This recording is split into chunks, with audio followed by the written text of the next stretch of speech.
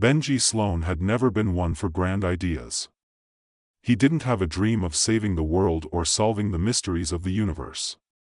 His world was small, a windowless office at a half-dilapidated satellite communication company in Silicon Valley, an old MacBook, and an endless stream of meaningless numbers scrolling across his screens. He spent his days solving data problems no one cared about, tweaking algorithms that would never change anything. But on that particular Tuesday morning, Benji's entire reality shifted, and it all began with a glitch. It was the kind of glitch that any self-respecting IT professional would dismiss with a frustrated sigh and a click of a mouse. A rogue packet of data, a loose bit of information lost somewhere in the ether of the interwebs, and Benji, as usual, was the one to fix it. He was in the middle of a dull video call with his boss, Martin, when it happened. The call flickered out momentarily, followed by a burst of digital static, and then a strange hum filled the room. "Benji?" Martin's voice crackled over the line. "You there?"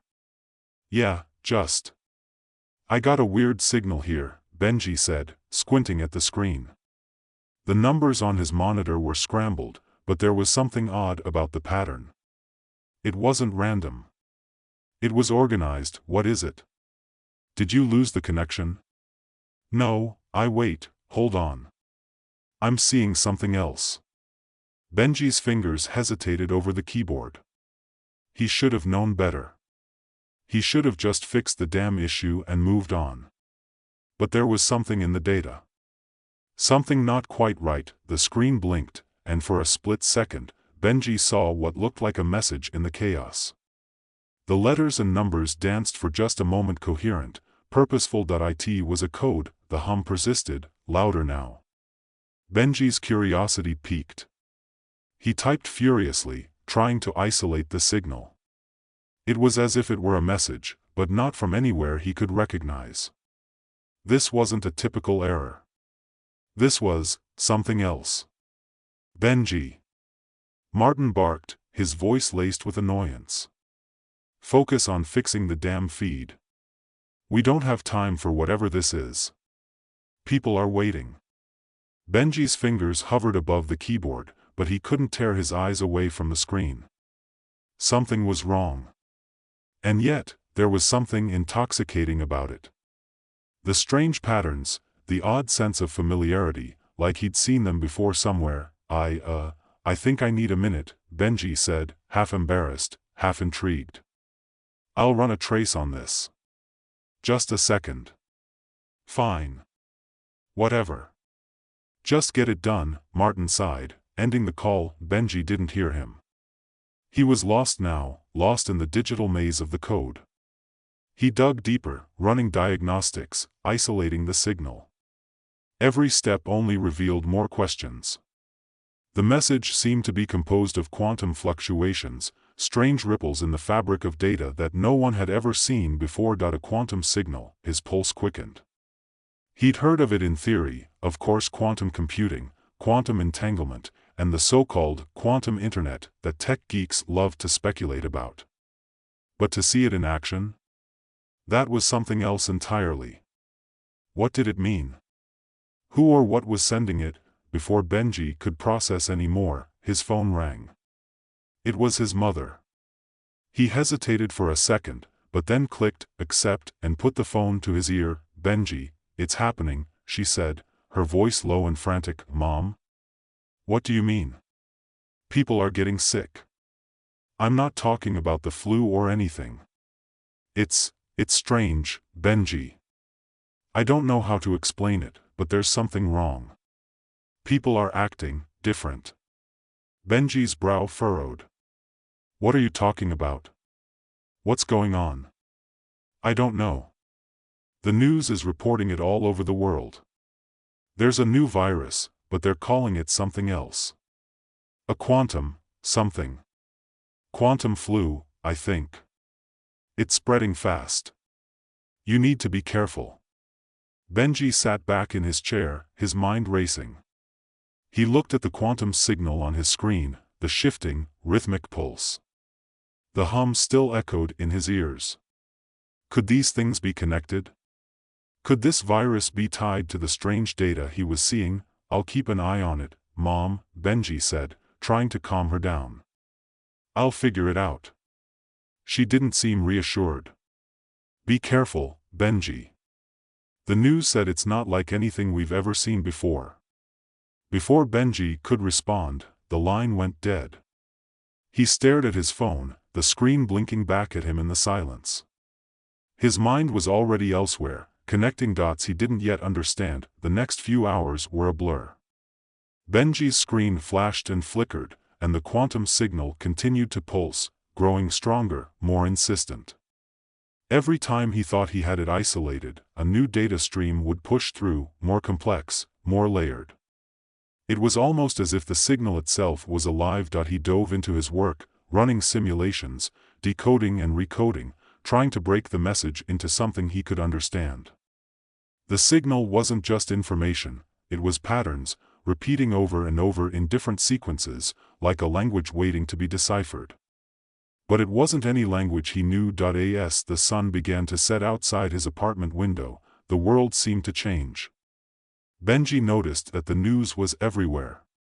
The virus, now dubbed quantum flu by the media, was beginning to dominate headlines.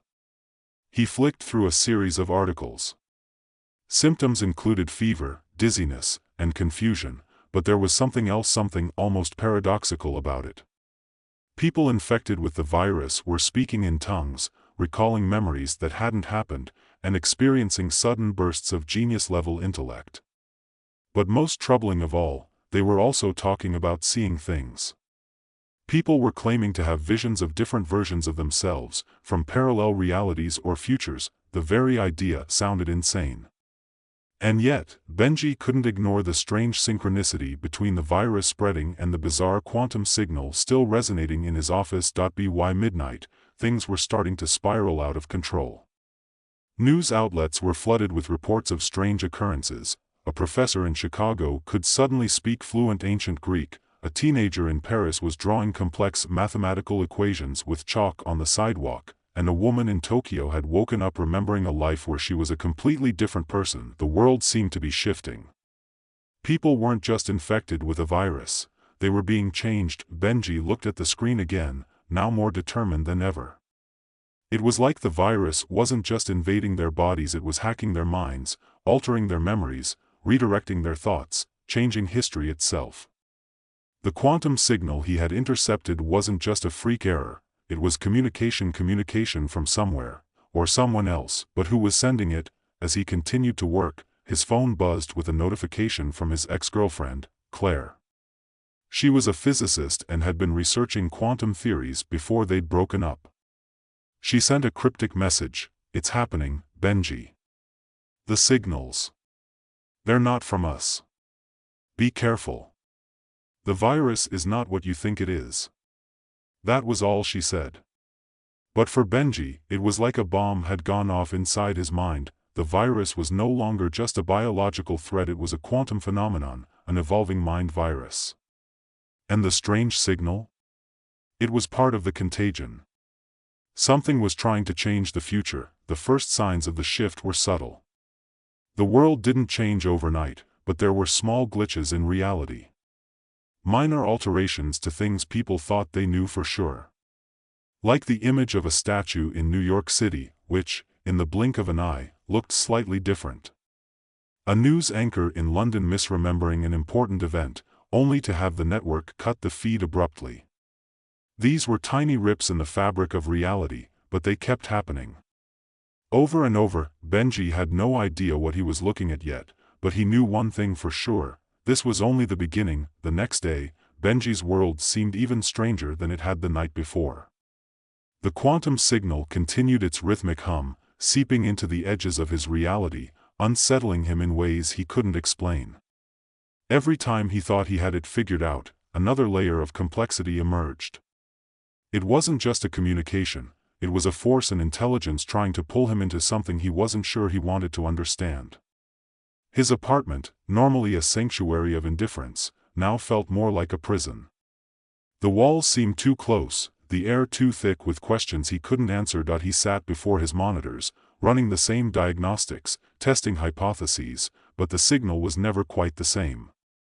It changed each time, growing more sophisticated, more deliberate.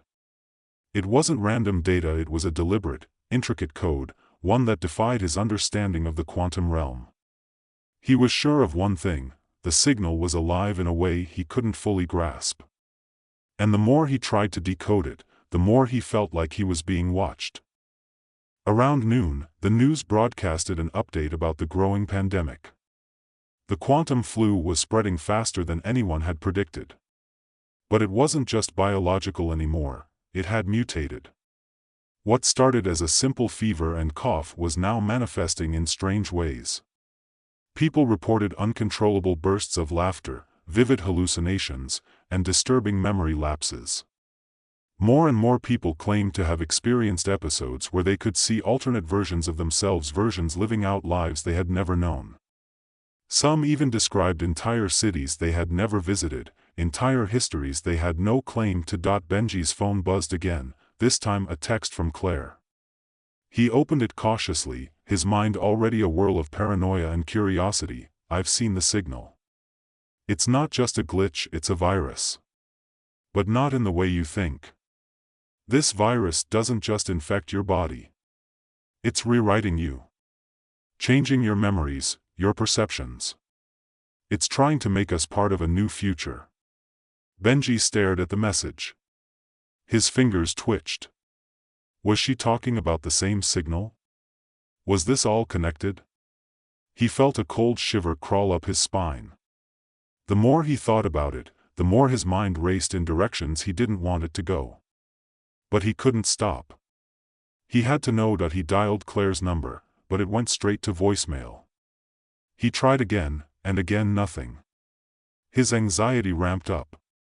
He needed to talk to her. If she knew anything about this virus or the signal, she could explain what was happening. Why weren't they picking up the phone? He pulled up her social media page, hoping for a clue, but there was nothing, no posts, no updates, nothing since last night. He bit his lip and sat back, staring at the screen. There was no sign of Claire, and then, the hum from his computer intensified. The signal. It wasn't just data anymore. It was pulsing through him, through his thoughts, like it was syncing with his very brainwaves. Benji blinked, rubbed his eyes. Something was happening, something he couldn't explain. The entire room felt strange. The air seemed thicker, as if it was clinging to him. Was it the virus? Was it the signal? He could barely tell the difference anymore. He reached for his phone again, wanting to call his mother, but something stopped him. A memory? No, not a memory, a feeling rose in his chest. He had already called her. He had already heard her warn him. Hadn't he? He quickly scrolled through his recent calls and saw that, indeed, he had just spoken to her less than an hour ago. But the moment felt distant, like a fading dream. There was a knock on his door. A loud, rapid series of knocks, each one jarring and insistent. Benji jumped in his seat, his heart thumping in his chest. He wasn't expecting anyone.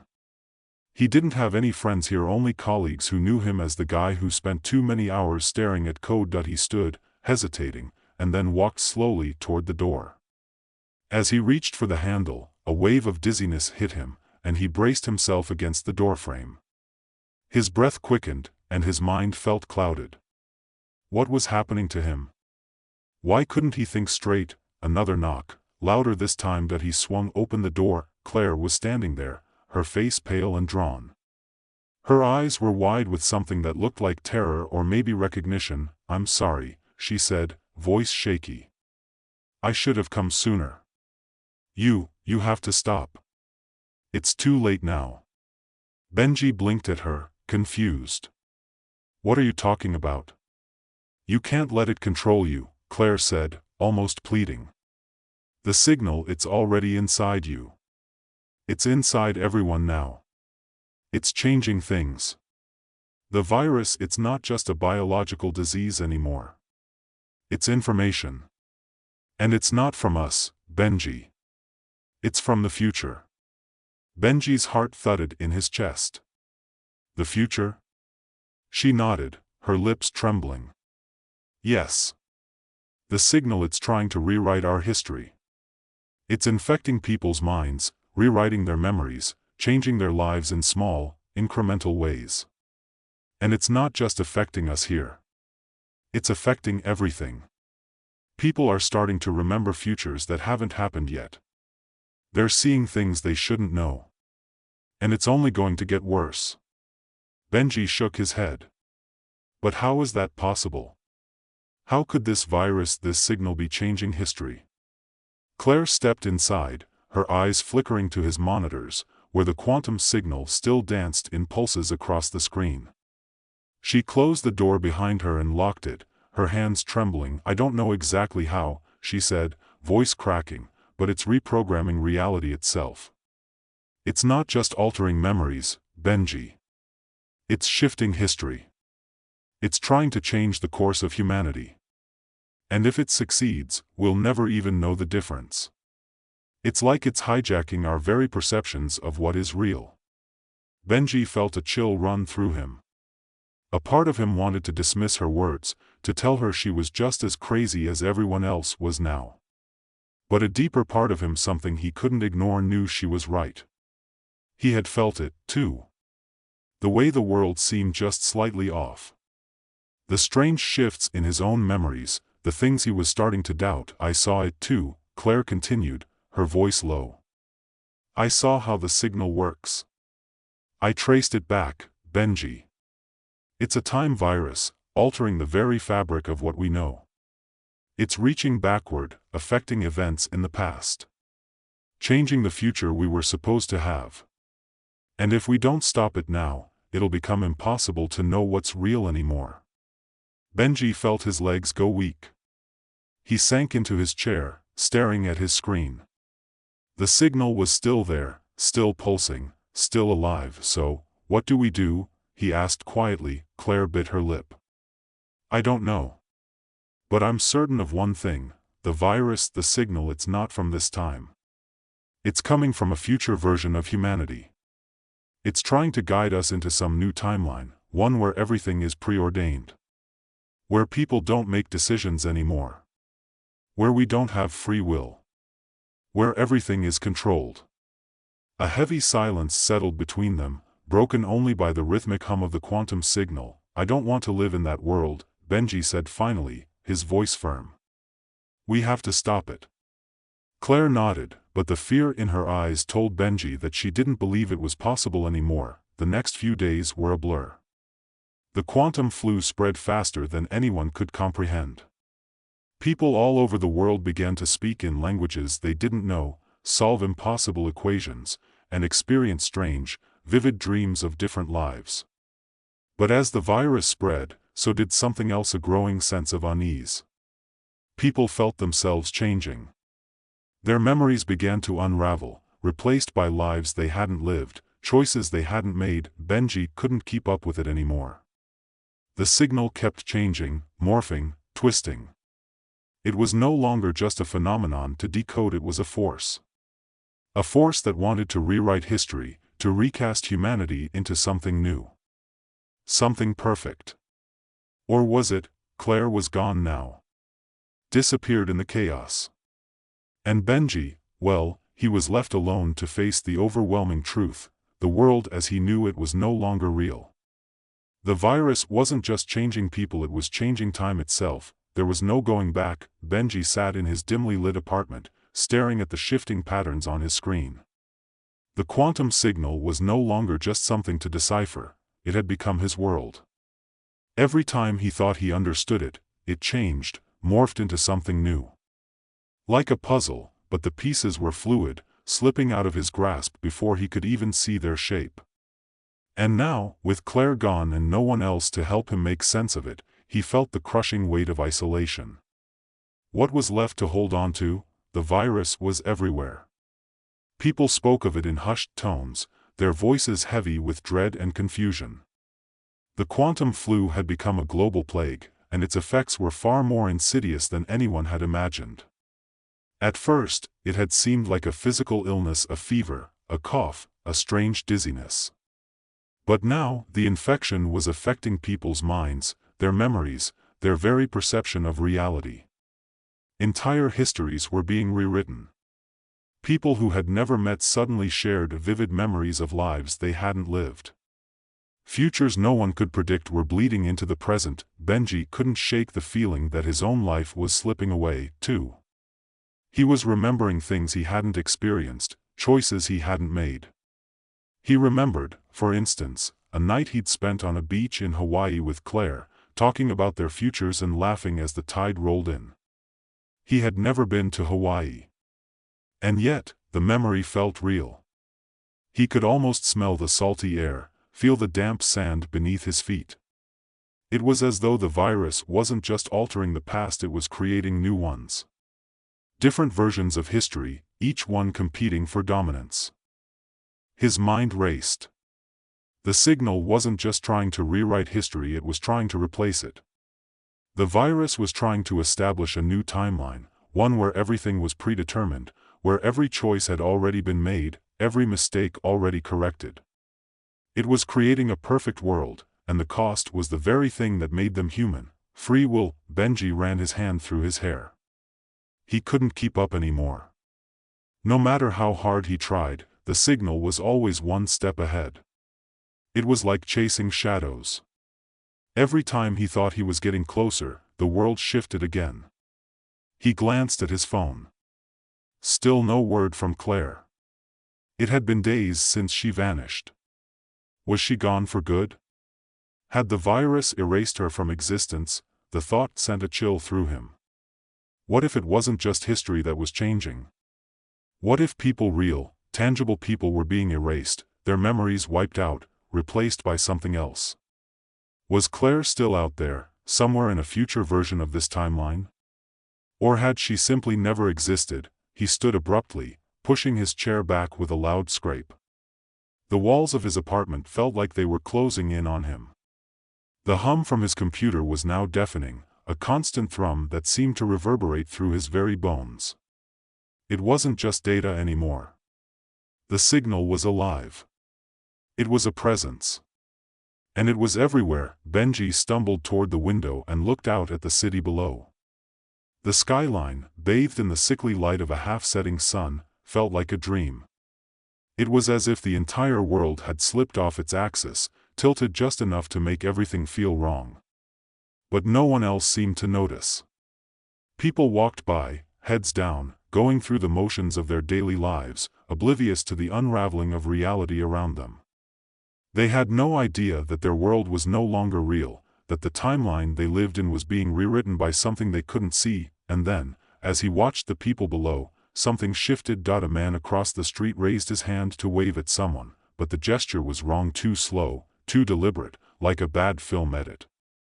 The man paused, his arm frozen in midair for a moment longer than it should have been, then continued his motion as if nothing had happened.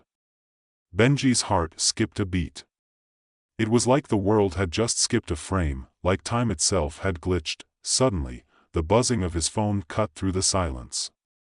Benji grabbed it instinctively, but when he looked at the screen, he saw a strange message. The text was simple, almost too simple. It read, "You're next." His blood ran cold. There was no sender listed, just a blank space where the name should have been. A feeling of dread settled over him. Who could have sent this? Was it a warning? Or was it something far worse, a sign that the virus had reached him, that his own memories were now vulnerable to being rewritten? Before he could react, the hum from his computer grew louder, the signal intensifying in a way that almost hurt. Benji reached for the keyboard, but his hands trembled, his fingers unable to find the right keys. The room began to feel smaller, the walls closing in around him. His vision blurred, and he felt a sudden, overwhelming sense of vertigo. He stumbled backward, collapsing onto the couch, his breath ragged. The quantum signal had taken on a life of its own. It wasn't just altering data anymore, it was altering him. His body, his mind, were no longer his own. He felt as though he were being reprogrammed, piece by piece, and then, a voice that was not his own echoed in his head. It was deep, mechanical, almost cold. "We are coming. The timeline is ours." Benji's eyes shot open. His heart was pounding in his chest. Was he hallucinating? Was this the virus? Was it messing with his brain, or was he hearing something real? The voice continued, a strange calm settling over it. "Your resistance is futile. You will be a part of the new order." A chill ran through him. He tried to stand, but his legs wouldn't obey. His body felt alien, as if it were no longer his. The hum from the signal had become a constant presence, a suffocating weight on his consciousness. The world around him flickered like a broken television, fragments of reality slipping through his fingers, and then, without warning, his computer screen went black. Benji's pulse raced. Had it stopped? Had the signal been interrupted? But as the screen flickered back to life, it was clear that something was different. The interface had changed. The quantum code that had once been a chaotic mess of data was now perfectly organized. Each sequence, each pulse, aligned in perfect harmony. The signal was no longer an accident, an anomaly. It was intentional. He stared at the screen, and for the first time, he saw the full message, not just the fragmented glimpses he had caught before. The words were simple, but their meaning was terrifying. "We are the future. We are the quantum signal. We are your new reality." Benji's blood ran cold. His mind reeled. Was this the future trying to rewrite the past? Was this what Claire had warned him about, the perfect world, the controlled timeline where free will didn't exist? He didn't know what to do. Every instinct told him to shut it down, to disconnect, to walk away.